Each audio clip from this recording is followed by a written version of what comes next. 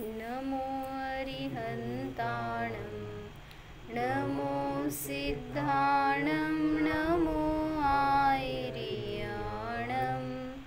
नमो वज्रायाणं नमो दोये सौवसाहुणं पाँचो मेरु असी जिनधाम सब प्रतिमा को करो प्रणाम महासुख होय देखे नाथ परम सुख होय।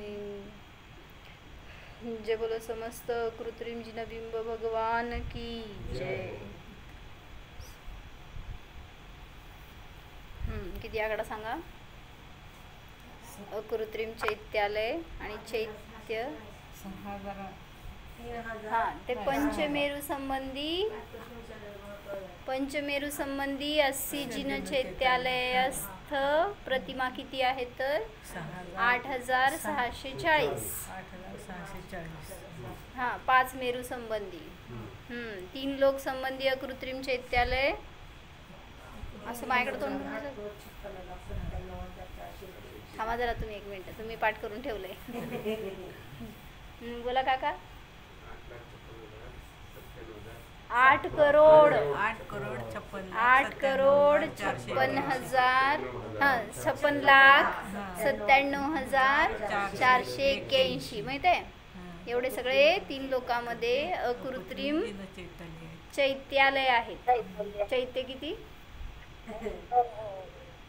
925,53,27,948 तर समस्त या अकृत्रिम चैत्यालयांना माझा नमस्कार असो। तर त्या जिन भगवंतांची पूजा का करायची त्याचं काय महत्त्व आहे हे बघत होतो आपण। तर पंचमेरू पूजनमध्ये त्याच्यासाठी सगळा भाव सांगितला होता। काय होतं म्हटलं होतं काल सांगितलेलं जिनेंद्र भगवंतां हां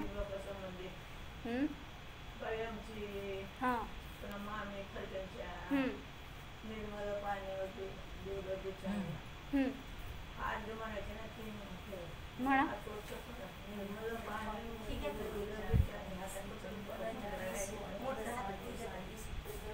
थांबा मला उद्या लिहून द्या आणि मग मी म्हणते तुम्हाला। मला एक बी शब्द कळला ना त्यातलं सगळेजण मिळून म्हणू आपण मग लिहून द्या हां चालतंय चला। तर काल काय सांगितलं होतं जिनेंद्र भगवंतांचं पूजन का करायचं भक्तामरच्या श्लोकमधलं काय सांगितलं होतं भैया का करायचं जिन भगवंतांचं पूजन त्वत्संस्तवेन पापम क्षणात क्षयमुपैति म्हणजे काय सांगितलं होतं जे भवसंततीपासून प्राप्त केलेलं उपार्जित केलेलं पाप आहे ना असं पिंड रूपाने भरपूर पाप आहे तर त्या त्या पापाचा नाश कसा करायचा तर त्याच्यासाठी एक साधन आहे हे जिन भगवंतांचं भावपूर्वक स्तवन पूजन भक्ती ह्याच्याद्वारे सांगितलं। या भवातलं नाही भवाभवातलं पाप नष्ट होतं। कारण का काय म्हटले होते परिणामांची पवित्रता झाली ना भगवंतांना आपण आपल्या ज्ञानात घेतलंय तर जे स्वतः अनंत सुखी आहेत तर त्यांचं चिंतन सुद्धा आपल्याला पवित्रता देणारं आणि त्यांच्याप्रमाणे आपल्याला तसा मार्ग मिळणार। म्हणजे मी सुद्धा कसा आहे पवित्र आहे ह्याचं भावभासन अशुद्ध द्रव्यांच्या आश्रयाने होणार नाही।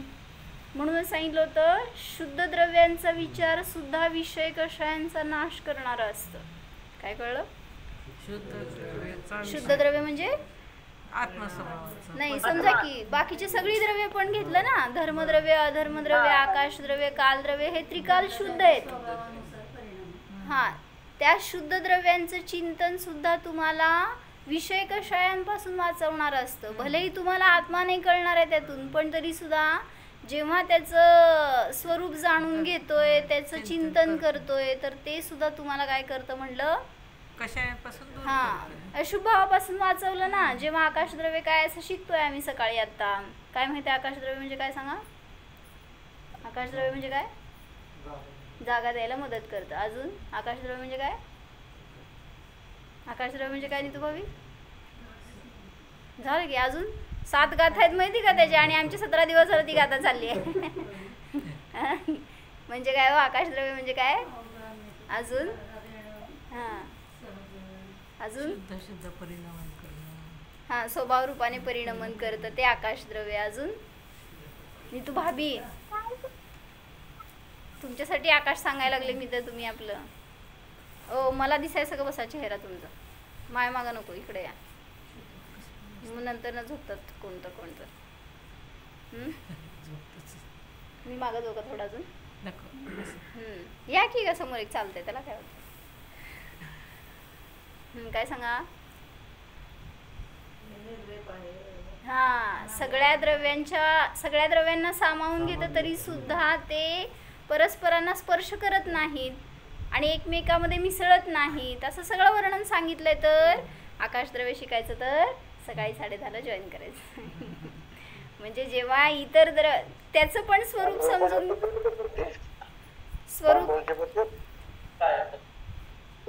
स्वरूप समजून घेत असताना आपल्याला आपल्या स्वरूपाची महिमा येते. मी सुद्धा सगळ्यांच्या मध्ये राहतो तर सगळ्यांच्या मध्ये मिसळण्याचा प्रयत्न करतो. सगळ्यांच्या रूप होण्याचा प्रयत्न करतो. पण कधीही होऊ शकत नाही. जो धार्मिक पुरुष तीर्थंकर भगवान की भक्ति व पूजन करता है उससे सभी प्राणी स्नेह करने लगते हैं. आपोआप त्याला सुभग नामकर्माचा उदय सुरू होतो तर सगळ्यांचा प्रिय होतो सहज. का. कारण तुम्ही जगातल्या प्रिय सर्वश्रेष्ठ जीवाची संगती करताय. कोण. जिनेंद्र भगवंतांची. त्याच्या निमित्तामध्ये आपल्याला पण तशी प्रिय काय म्हणायचं सगळ्यांना प्रिय वाटण्यायोग्य पर्याय आपल्याला प्राप्त होते. म्हणजे तो जीव सगळ्यांच्या स्नेहाचा पात्र होतो. वह जनता का इतना प्रीति पात्र बन जाता है कि लोग उसको इस प्रकार नहीं छोड़ते कि जैसे सूर्य की किरणें सूर्य को. किती छान सांगितलं. सूर्याची किरण सूर्याला सोडत नाही तसं जो जिनेंद्र भगवंतांचं स्तुती स्तवन करतो त्याला लोक सोडत नाहीत. म्हणजे पकडून बसलेत का. त्यांच्या संगतीत राहतात. म्हणजे ते इतकं प्रिय झाले सगळ्यांना असं सांगायचंय. जो हा असं म्हणा प्रीतीचा पात्र बनतो. लोग उसको छोड़ना नहीं चाहते. चंद्रिका जिस प्रकार चंद्रमा को नहीं छोड़ती उसी प्रकार उसको कल्याण रूपी लक्ष्मी भी नहीं छोड़ती. म्हणजे नियमाने तुमचं कल्याण होणारच. कधी. आज पूजन केलं ना का नाही गुंडाळलं. काय भैया. काय भैया केलं नाही. आता काय मी कालच म्हणले बरं का रुजवेत बिचारे विशाल भैया म्हणून. आणि आज जड झाले का. पूजनाचा आनंद वेगळा आहे म्हणून त्याचं अवलंबन घ्या. एवढं चांगलं सांगतायत की आपल्याला आपलं कल्याण त्याच्या निमित्तात होणार आहे. कारण तेवढा काळ मी त्यांच्या सहवासात घालवला. त्यांना माझ्यामध्ये घेतलंय.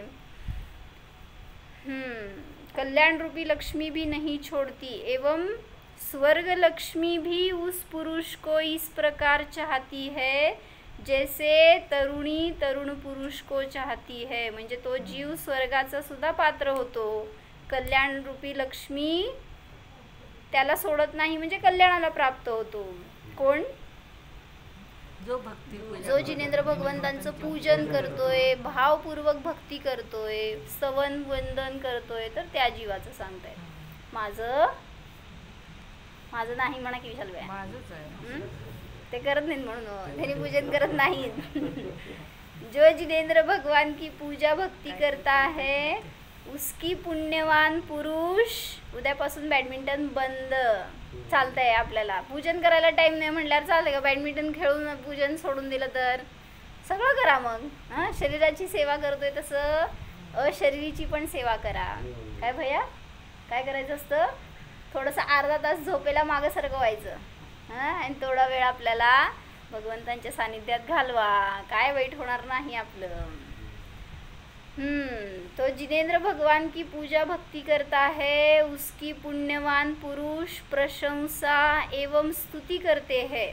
काय काय करतात लिहा, काय काय सांगायला लागले, काय सांगितलं सांगा लिहा. विदुदू भाभी, जिनेंद्र भगवंतांचं पूजन करणाऱ्याला काय काय लाभ होतो योगिता भाभी.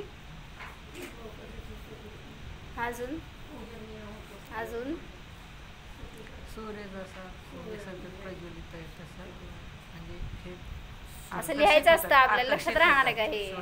लिहा. उठा नी तू भाभी, देऊ काय. ओ द्या त्यांना वही पेन. तुमचं नाही आहे का लगेच त्यागायला लगेच तयार. इथं आहे की आपल्याकडे, घ्या काय असेल ते घ्या. काय म्हणले श्रुतिका भाभी, जो जिन भगवंतांचं पूजन करतो तो पहिलं सांगितलं स्नेहाचा पात्र बनतो. सगळे प्राणी त्याच्याशी स्नेह करू लागतात. दुसरं सांगितलं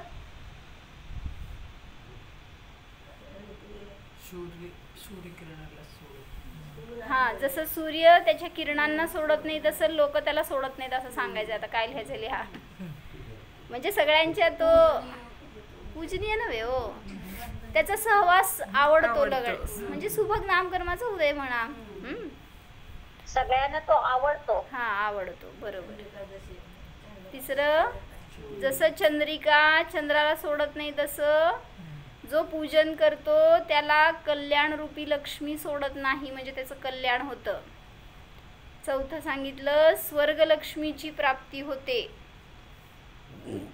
पाचवं सांगितलं पुण्यवान पुरुष प्रशंसा एवं स्तुती करतात.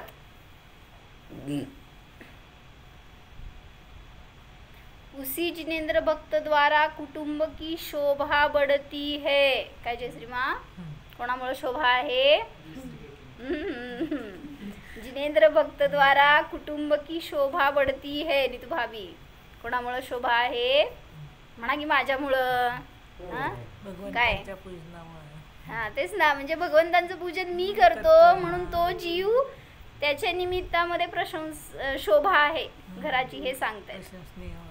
स्वतः पण होतो आणि सगळं घरच त्याच्याबरोबर होतं. राजा लोग भी उसे हात जोडकर नमस्कार करते है. सगळ्या पुराणातल्या कथांवरून वगैरे त्यांनी काढलेले निष्कर्ष आहेत हे. जो कोणी जिने भगवंतांचं पूजन करतो त्याच्या समोर राजा लोक सुद्धा हात जोडून उभारतात. कधी झालं होतं असं माहिती आहे. दृढ सूर्य चोराची गोष्ट सांगितली होती मागं मी, प्रज्वल आठवते. तो शॉर्टमध्ये सांगते, झालेली आहे ती स्टोरी. एकदा चोर असतो, त्याला फाशीची शिक्षा दिली राजानी, आणि मग काय झालं, फाशी नाही सूली पर चढाया जाने वाला था. त्यावेळेसची सूली म्हणजे असं ते बाण आणि त्याच्यावर घुप्पसणार, त्याला सूली पर चढाना असं म्हणत होते. हँग टिल डेथ नव्हे, कळत आहे का काय म्हणायचं. बाण असा उभा ठेवणार किंवा तलवार म्हणा, धारदार एखादं शस्त्र म्हणा, आणि त्याच्यावर खुपसणार असं जीवांना, त्या ज्याला सजा दिली त्यांना. असं ते महावीरजीचे पण त्यांना सुलीवरचे घेऊन चालले होतं. त्याचे अन्य जातीचे असते त्याचे बघा, म्हणजे त्यांनी मंदिरचं मी जिवंत असले तर मी बांधून काढते असं परिणाम करते वाटते. कहाणी असं सांगितलं महावीर. बरं, मी कोणाची सांगत होते. दृढ सूर्य चोर होता तो, तर त्याला सांगितलं सुलीवर चढवायला सांगितलं. चढवलं, पण अजून त्याचे प्राण गेले नव्हते. सैनिकांचं काम झालं, ते सरकले लांब, त्याला हँग केलं होतं त्याच्यावर, आणि मग त्याचा अजून श्वास अंतिम चालू होते. त्याला तहान लागली होती खूप, आणि बीच चौऱ्यावर त्याचं ते फाशीची शिक्षा झाली होती. त्याला फाशी नाही म्हणायचं, सुलीवर चढवलं होतं. आणि मग तिथून चालले होते एक सेठजी, जिनभक्त होते ते, जिनदत्त सेठजी होते, आणि ते निघाले होते. आणि त्यांनी बघितलं की हा तडफडतोय, आणि ते जवळ आले त्याच्या आणि सांगितलं, मी तुला नमोकार मंत्र सांगतो, तू म्हण, तुझं कल्याण होईल. मग तो म्हणतो, मला फार तहान लागली आहे, तुम्ही खूप दयाळू दिसता, मला पाणी पाजवणार का. मग ते सेठजी म्हणतात, ठीक आहे, पण मी येईपर्यंत तू हे मंत्राचा जाप कर. मला माझ्या गुरुजींनी पाठ करायला सांगितलंय, तू कर. असं म्हणून त्यांनी त्याला नमोकार मंत्र दिला. आणि काय झालं, पाणी आणायला गेले, हा देवगतीला गेला. कसं, नमोकार मंत्र म्हणत चोर देव झाला. आणि ते येईपर्यंत त्याचा जीव राहिला नव्हता. आणि मग हे चालले होते कुठं, पूजन करायला जिनदत्त सेठजी. आणि ते जाऊन बसले पूजनाला मंदिरात. हा गेला देवलोकामध्ये. तिथून विचार करतोय, अवधी ज्ञानाने जाणलं की मी तर का आलो, मी तर इतकं कुकर्म केलं होतं, मी तर चोरी केली होती धनशिका की. आणि मग चोरी करणाऱ्याला देवगती मिळते का? मग अंजन चोरला तर सिद्धगती मिळाली की. म्हणजे परिणाम कसे परिवर्तित होत राहतात, त्याचं फळ त्यावेळेस मिळतं, जे परिणाम करणार त्यानुसार. आणि झालं काय, तो विचार करतोय मी इथं का आलो, कोणाचे माझ्यावर एवढे उपकार आहे. दिसलं कोण, जिनदत्त सेठ.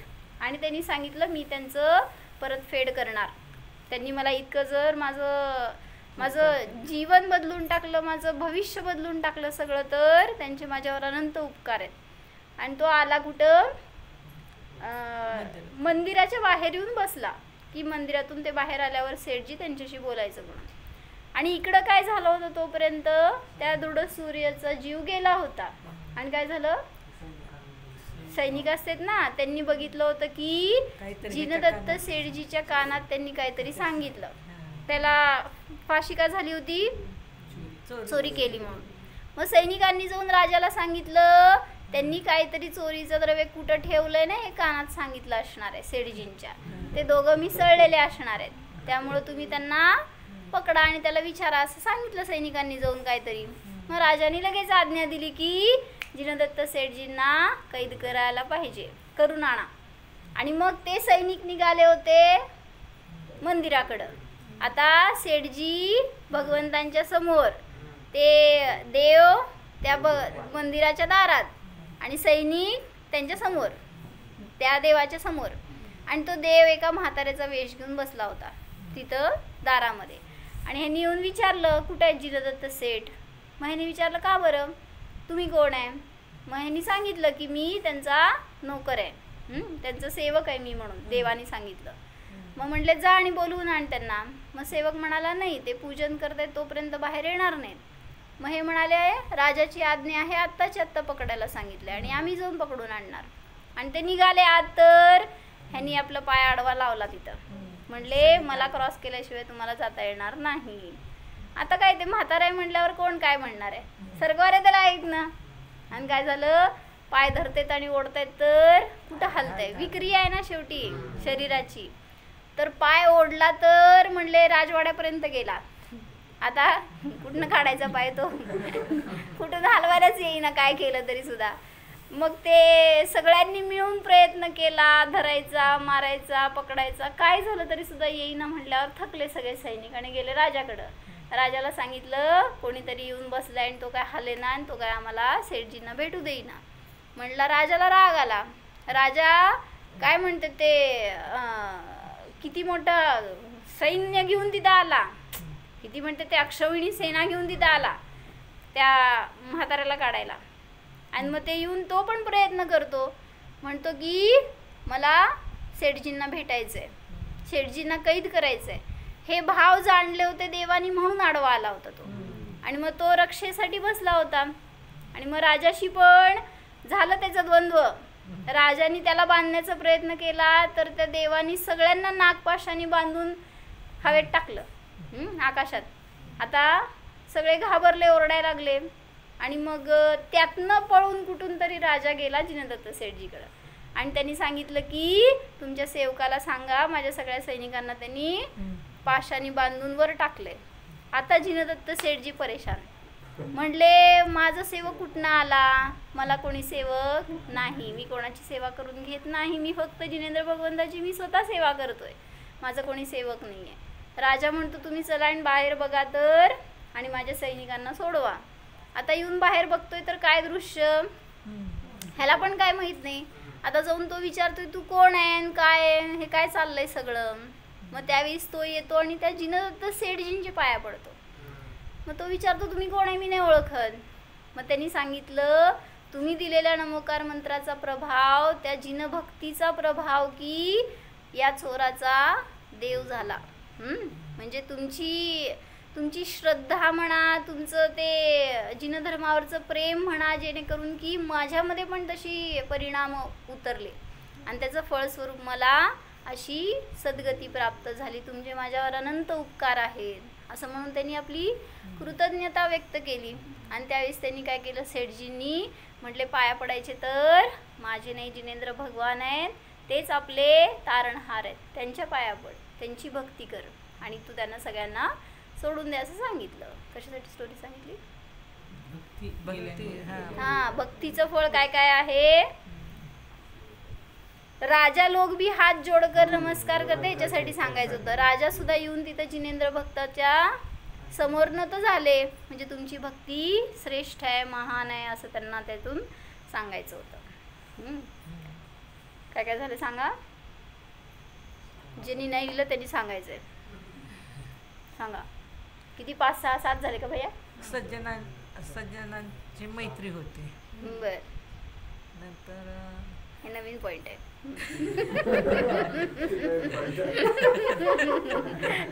काय सज्जनांची मैत्री होते का सगळ्यांची? बरं, आपण लिहूया अजून एक. किती झालेत? 6 झालेत ना. चला सांगा 6. काय काय सांगितले? नसतं लक्षात राहत म्हणून लिहा म्हणायचं. जाऊ असं बघा की घेऊ द्या वया. नुसतं हो म्हणताय तुम्ही पण. प्रिय होतो, पूजनीय नाही होत, प्रिय होतो. अजून बोला की सगळे मिळून एक एक बोला. त्याच्यातच आहे ते, त्याच्यातच आहे ते, सोडू वाटत नाही त्याला लोकांना. बर, स्वर्गलक्ष्मीची प्राप्ती होते. चंद्र म्हणजे आपल्या किरणांना, सूर्याचं किरण झाली आणि चंद्र चंद्रिकाला सोडत नाही तसं ते लोक त्याला सोडत नाहीत. लक्ष्मी एकच पॉइंट 3ला सांगाले बरं का. लक्ष्मी येते ना, कल्याण रूपी लक्ष्मीची प्राप्ती होते. हा, त्यासाठी चंद्राचं उदाहरण दिलं. अजून बोला. कुटुंबाची शोभा वाढते. अजून राजा सुद्धा त्याच्या समोर नत होतो. पुण्यवान पुरुष सुद्धा त्याची प्रशंसा करतात. पुढे सांगतायत, संसार में उसकी अत्यंत प्रशंसा होती है, कीर्ति जगत में विस्तृत हो जाती है और उसको उत्तम चक्रवर्ती के भोगोपभोग की सामग्री मिलती है. जो कोणी जिनेंद्र भगवंतांची भावपूर्वक भक्ती करतो त्याला अशी उपलब्धी होते. जिसकी भ्रकुटी क्रोध के कारण चढ़ी हुई नहीं है. काय कळलं? भुवया, ज्याच्या भुवया क्रोधाने चढलेल्या नाहीत. तथा जिसके हाथों में धनुष्य चक्र आदि हथियार नहीं है. कोणाचं सांगतायत? भगवंतांचं सांगतायत. हा, भक्ताचं नव्हे, भगवंतांचं सांगतायत की ज्यांच्या चेहऱ्यावर क्रोध नाही आहे किंवा ज्यांची काय म्हटलं हातामध्ये अस्त्र शस्त्र नाही आहे. अजून जिसके पास स्त्री नहीं है, जिसके मुख पर क्रोध या राग की छटा नहीं है, जिसके गाल हसी से फूले हुए नहीं है. म्हणून असे सगळे दोष आहेत ना. हसरी प्रतिमा पाहिजे तुम्हाला तर बघून हसण्याचे भाव होणं हे दोष आहे. म्हणून जी प्रसन्नता आहे ती वेगळी, पण हसणं पाहिजे असं म्हणलं तर बघितलेत का असं किती वेळा तरी यात्रेमध्ये वगैरे अनेक प्रतिमा असतात ना, एकाच्या जवळपास एक तर अनेक प्रतिमांवर तसे भाव दिसतात. कारण लोकांची तशी मागणी असती म्हटल्यावर ते कोरीव काम करणारे तसं करतात. काय हसरी करतात. पंढरपूरची प्रतिमा बघितली आहे का कशी आहे मंदिरातली? इतकी सहजता दिसते ना त्याच्यावर. कुठलेही कषाय नाही आहेत, कुठलेही जरा सुद्धा स्मित हास्य नाही आहे त्याच्यावर. तुमच्या प्रतिमेवर थोडंसं आहे. तुमच्या म्हणजे आदिनाथ भगवंतांच्या आगलूच्या, पण आदिनाथ भगवंतांच्या. पण ते आदिनाथ भगवान आहेत ना, ते हसत नाहीत जरा सुद्धा. म्हणजे एक वितरागता दिसते खूप त्या प्रतिमेतून. भावग्रहण होतात तसे. तर वितरागताच घेतली बरं का. जरी हसू देत नाही तर नाही हसू देत तरी सुद्धा वितरागताच घेणं योग्य आहे. होय का? हसरे नाही, प्रसन्न वाटतं. हाँ, बर. जिसके गाल हंसी से फूले हुए नहीं है ऐसा वीतराग देव है, उसके क्षुधा तृषा आदि अष्टादश दोष नहीं है, वह सर्वज्ञ और हितोपदेशी है, ऐसे तीर्थंकर भगवान की पूजन करना चाहिए. कोणाची म्हणजे कोण पात्र आहे, पूज्य कोण आहे ह्याच्यासाठी सांगतायत हे सगळं. आणि अशा त्या पूज्य भगवंतांचं पूजन करणाऱ्याला या सगळ्या गोष्टींची प्राप्ती होते.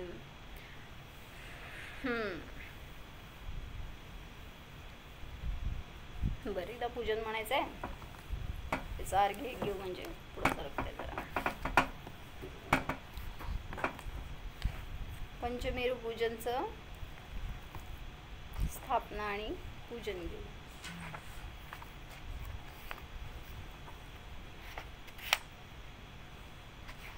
तीर्थंकरों के नवन जलते भये, तीर्थ शर्मदा ताते प्रदच्छन देत सुरगण पंचमेरुन की सदा, दो जलधि ढाई द्वीप में सब गणत मूल विराज ही, पूजो असी जिन धाम प्रतिमा, हो ही सुख दुःख भाजही.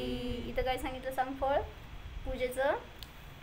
सुख दुःखांचा नाश. सुखाचा नाश होतो, सॉरी काय, सुखाची प्राप्ती होते आणि दुःख भाग जात आहे, दुःख दूर होतं. जो कोणी भगवंतांचं पूजन करतो त्याला असं फळ प्राप्त होतं. तर अशा त्या 5 मेरूमध्ये स्थित असणाऱ्या सगळ्या जिनप्रतिमा समूहांना मी माझ्यामध्ये स्थापन करतो, त्यांचं पूजन करतो, त्यांच्याप्रमाणे मी सुद्धा अकृत्रिम स्वरूप आहे ह्याची भावभासना करतो. शीतल मिष्ट सुवास मिलाय, जल सो पूजो श्री जिन राय, महासुख होय देखे नाथ परम सुख होय, पांचो मेरु असी जिन धाम, सब प्रतिमा को करो प्रणाम, महासुख होय देखे नाथ परम सुख होय. बोला पटापट अर्थ काय? सगळे शब्द आहेत असे सांगितलं. ट्रान्सलेशन काय केलं? हां, गोड, मधुर, सुवासित.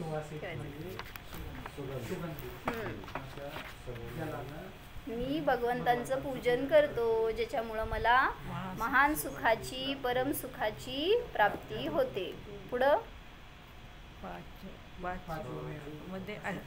5 मेरूमध्ये स्थित असणाऱ्या सगळ्या 80 जिनधामातल्या सर्व प्रतिमांचं मी भावपूर्वक जलाच्या द्वारे पूजन करतो असं सांगितलं. चला.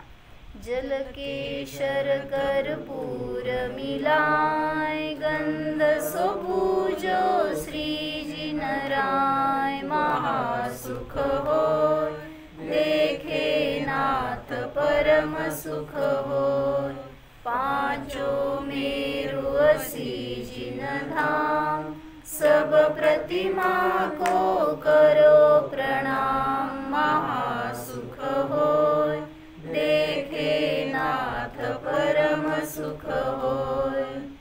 सांगा विशाल भाई.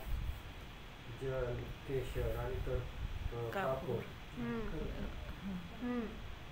आदी सर्व गंध द्रव्यांच्या द्वारे भगवंतांचं मी पूजन करतो ज्याच्याद्वारे मला महान सुखाची, परम सुखाची प्राप्ती हो, म्हणून मी चंदन अर्पण करतो. पुढं.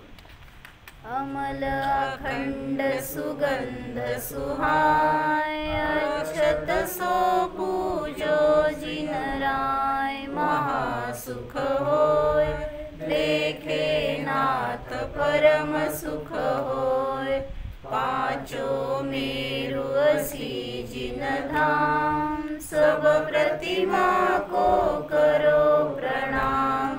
महासुख होय देखे नाथ परम सुख होय। सांगा काका. अमल अखंड सुगंध सुहाय. अखंड. कशा तांदळाच्या द्वारे मी पूजन करतोय?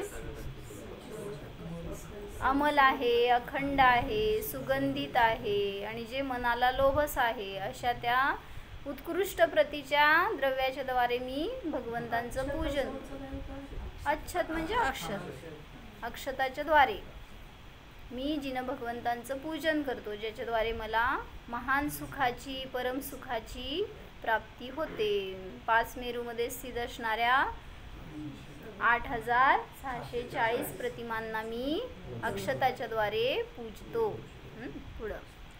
वरन अनेक रहे महकाय, फूल सो पूजो श्री जिनराय। महासुख होय देखे नाथ परम सुख होय। पांचों मेरु श्री जिनधाम, सब प्रतिमा को करो प्रणाम। महासुख होय देखे नाथ परम सुख होय। सांगा अर्थ काल सांगितलं होतं. अनेक प्रकारचे फुलं, वर्ण अनेक प्रकारचे वर्ण आणि त्यांनी म्हणजे अशी जी फुलं आहेत त्यांनी कशा महकाय म्हणजे सुगंधी फुलं, अशा फुलांच्या द्वारे मी भगवंतांचं पूजन करतो. ते फुल कसे आहेत? दिव्य आहेत, पृथ्वीकायिक आहेत, वनस्पतिकायिक नाही. तर अशा त्या फुलांच्या द्वारे मी, जे की निर्जंतुक आहे, त्याच्यामध्ये हिंसेचा दोष लागत नाही, अशा त्या तुम्हाला करायचं आहे ना फुलांनी पूजा. मग माताजी सांगते की सोन्याची फुलं आणा, चांदीची फुलं आणा. तुम्हाला फुलंच चढवायचं आहे ना. मग पृथ्वी काय ते पण मग ते देवांनी आणलेले सगळे कल्पवृक्षापासून आणले होते. तुम्हाला पण इथं पृथ्वीकायिकांचं मिळू शकतंय. मग तशा प्रकारच्या फुलांच्या द्वारे मी भगवंतांचं पूजन करतो, ज्याच्याद्वारे माझ्या कामभावनेचा नाश होतो आणि मी ब्रह्मस्वभावाला प्राप्त होतो. मन वांछित बहुतुरत बनाय, चरुसो पूजो श्री जिनराय। महासुख होय देखे नाथ परम सुख होय। पांचों मेरु श्री जिनधाम, सब प्रतिमा को करो प्रणाम। महासुख होय देखे नाथ परम सुख होय। मनवांछित आणि जे तुरत बनाय, जे तुरंत बनलेले अशा त्या चरूच्या द्वारे मी, म्हणजे ते पण सगळं सांगितलं कसं आहे, निर्जंतुक आहे किंवा खरकट नाही आहे. अशा चरूच्या द्वारे मी भगवंतांचं पूजन करतो, ते पण दिव्य आहे. तर त्या चरू म्हणजे नैवेद्य, त्या नैवेद्याच्या द्वारे मी दिव्य नैवेद्य चढवा असं सांगायला लागले मी. तुम्ही खोबऱ्यातच अडकलाय. तर असे ते त्या पूजनाच्या द्वारे मला महान सुखाची, परम सुखाची प्राप्ती होते. 5 मेरूमध्ये जे स्थित असणारे सगळे अकृत्रिम जिनबिंब आहेत, त्यांना पाहून मला त्यांच्याप्रमाणे अनशन स्वभावाची किंवा निर्देह स्वभावाची भाववासना होण्यासाठी म्हणून मी हे नैवेद्य चढवतो. काय म्हणायचं? ओम ह्रीं पंचमेरू संबंधी अस्सी जिनचैत्यालयस्थ जिनबिंबेभ्यो मम अनशन स्वभाव प्रकाशनाय क्षुधारोग विनाशनाय नैवेद्यम निर्वपामिति स्वाहा. काय म्हणताय? नैवेद्य स्वर्गातले देव लोक कसलं नैवेद्य चढवतात? दिव्य नैवेद्य असतं. नैवेद्य म्हणजे काय, आता त्यांना कल्पवृक्षापासून सगळं प्राप्त होतं. त्यांचं भोजन असतं ना, सगळं लय भारी असतं. बघून यायचं एकदा जाऊन. म्हणजे त्याच्या ताटात काय काय असेल माहित नाही, अनेक वेळा बघून आलोय. ते काय ताट घेऊन असं जेवायला बसत पण नाही आहेत. काय खरं त्यांना त्या कल्पवृक्षापासून भोजनाची आवश्यकता पण नाही आहे. देवलोकांना जर इच्छा झाली तर कंठातूनच अमृत झरतं, त्यामुळं त्यांचं भूक शमन झाली तिथंच.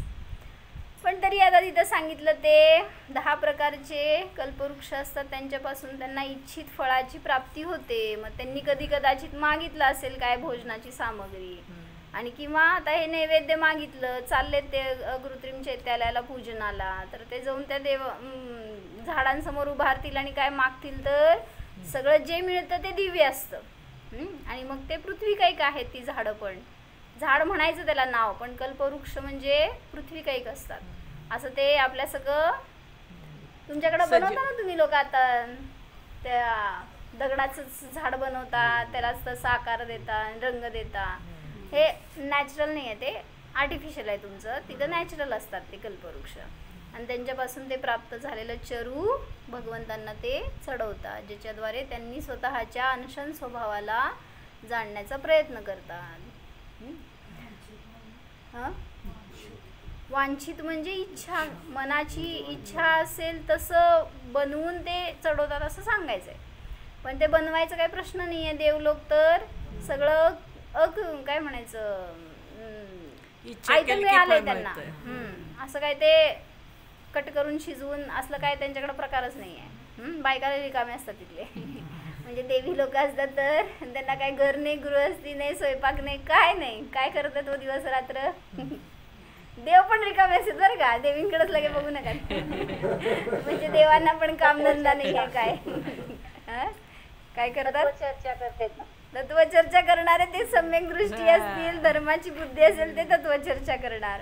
बाकीचे देव इतकं वैभव आहे, इतकं भोग आहेत, देवांगण आहेत, काय करणार. शेवटी रुची असते ती भोगाचीच असते, त्यामुळे ते बाहेर बाहेर राहतात. तर एक मला छान सांगायचं होतं त्याच्यामधलं की कोण होती ती,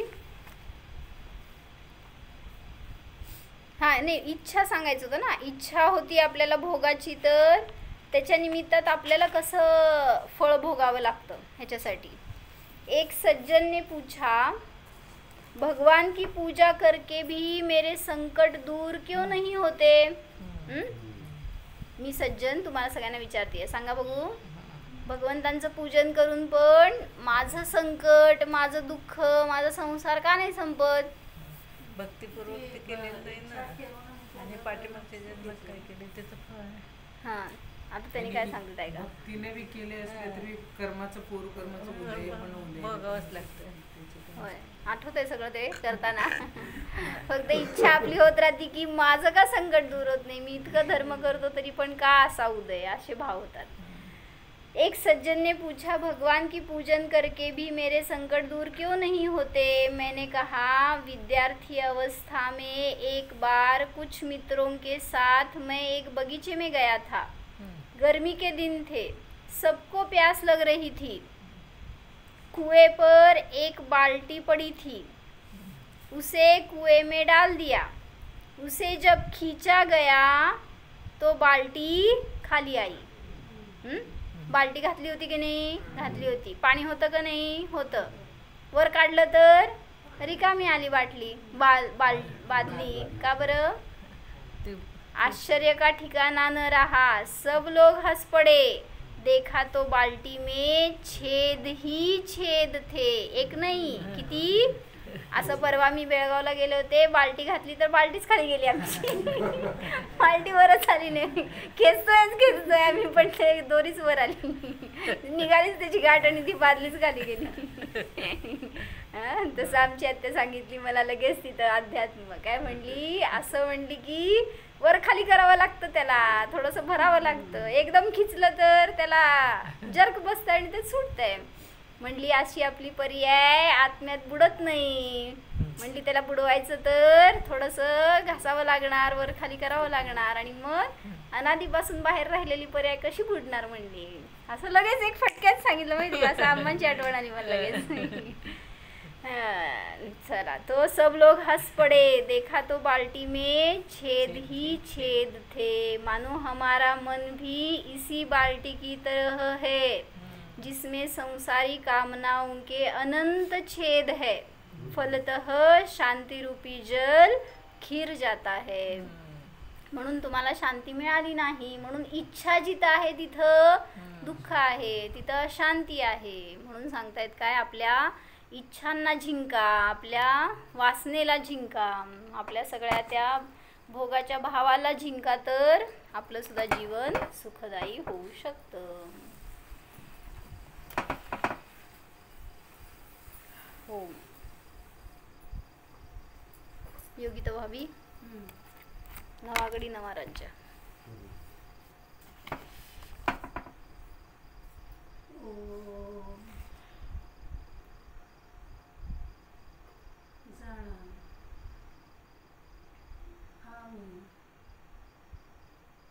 भगवान आत्मा ज्ञानवान आहे. भग म्हणजे ज्ञान, ज्ञानाने परिपूर्ण हा मी ज्ञानवान आहे, मात्र जाणणारा आहे.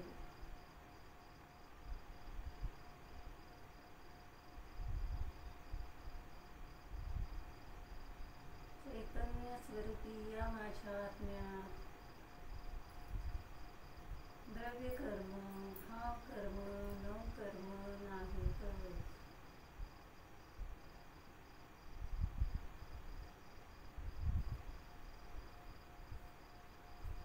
कर्माने रहित हा मी सिद्ध स्वरूपी आहे. जाणा, आपल्या सिद्ध स्वभावास जाणा.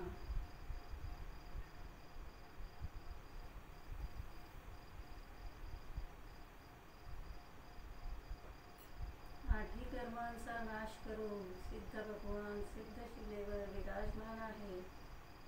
हा मी देखील आत्मा सिद्ध स्वरूपी आहे.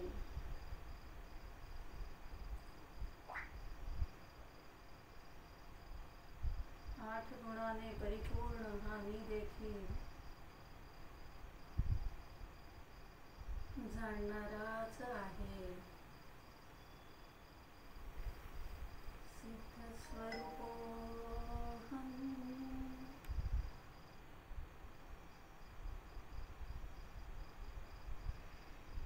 न्यायक स्वरूपोऽहम्.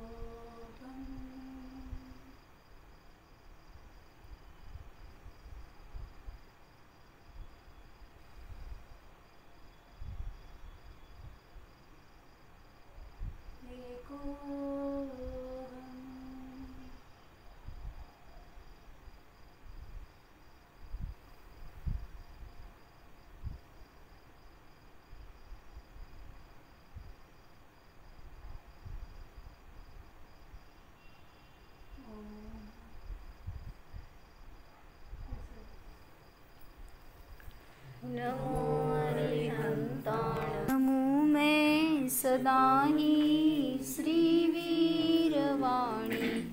हमें आत्म प्रभुता दिखाती है वाणी.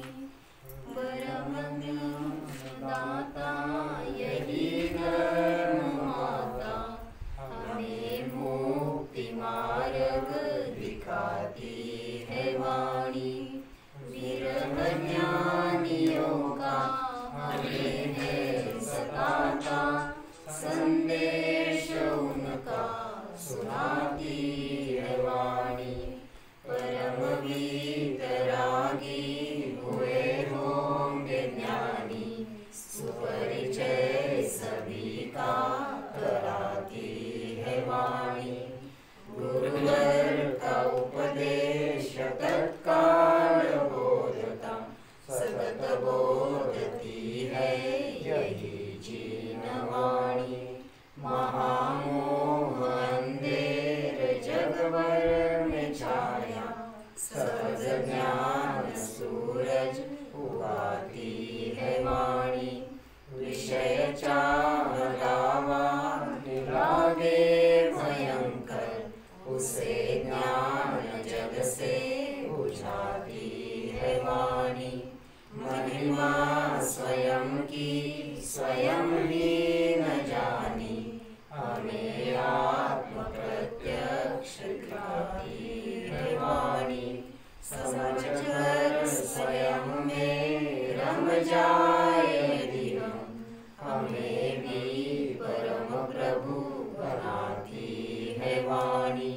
सबके हृदय में बसे जीवन मानी परम शांति